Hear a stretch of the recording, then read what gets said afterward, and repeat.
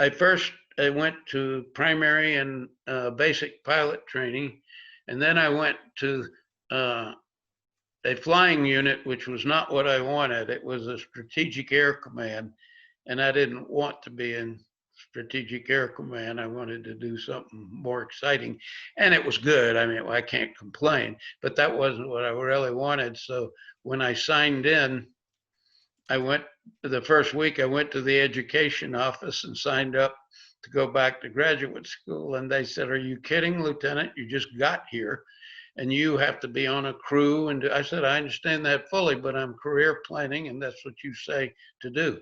And okay. And they were very negative until they found out, well, what do you want to go for a master's in? I said, electrical engineering. And their whole attitude changed because they couldn't get people to go. They couldn't fill their slots because nobody wanted double E. So immediately they were on my side.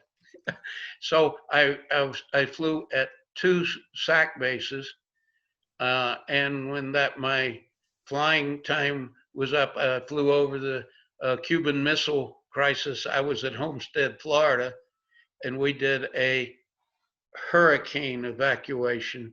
They wanted to get all the nuclear weapons out of Castro's range so that he couldn't launch something in and cause a dirty bomb explosion.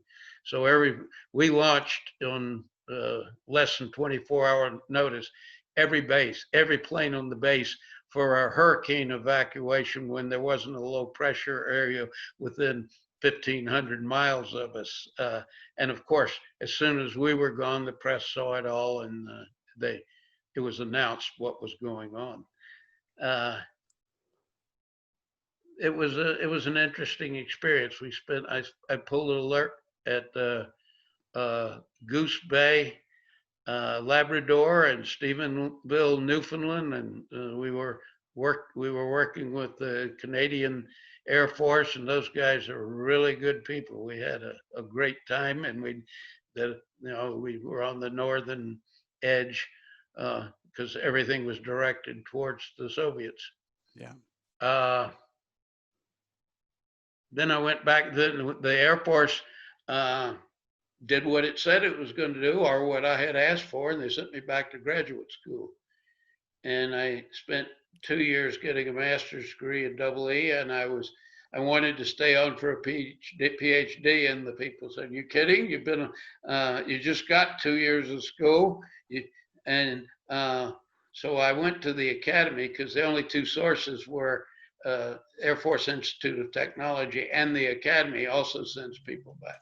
And the fellow that had been an older gentleman who had been my math instructor was the math department head, and he said, "You're a double E, and I'd love to have you, but I'm going to refer you to the double E department." And I said, "That's probably good, but I don't know them." So I got accepted into the electrical engineering department. I was the first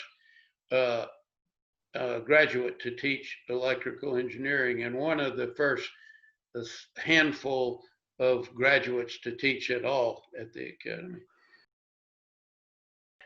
I told my department head that what I wanted and about going back to school, and he says, "Well, I've got 3 or 4 other people that want the same thing, and we'll see." He said, "I've got to choose. I have to make the choice." And after a few months of coming in with new ideas, he called me back and he said, "I've decided to send you." And I said, "Great." And then Military Personnel Center decided he's been on flying status for 9 years and he hadn't been to Vietnam. If he leaves he's protected at the academy, but if he leaves, he's going to Vietnam first. And the only way we can do that is if he volunteers. So I volunteered to go to Vietnam. They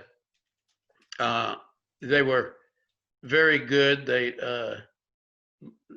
kind of let me choose. Since I was a volunteer, they said, "Where do you want to go?" And I looked around and I picked what I was qualified for, and I went to Vietnam for almost 2 years. It was a long assignment.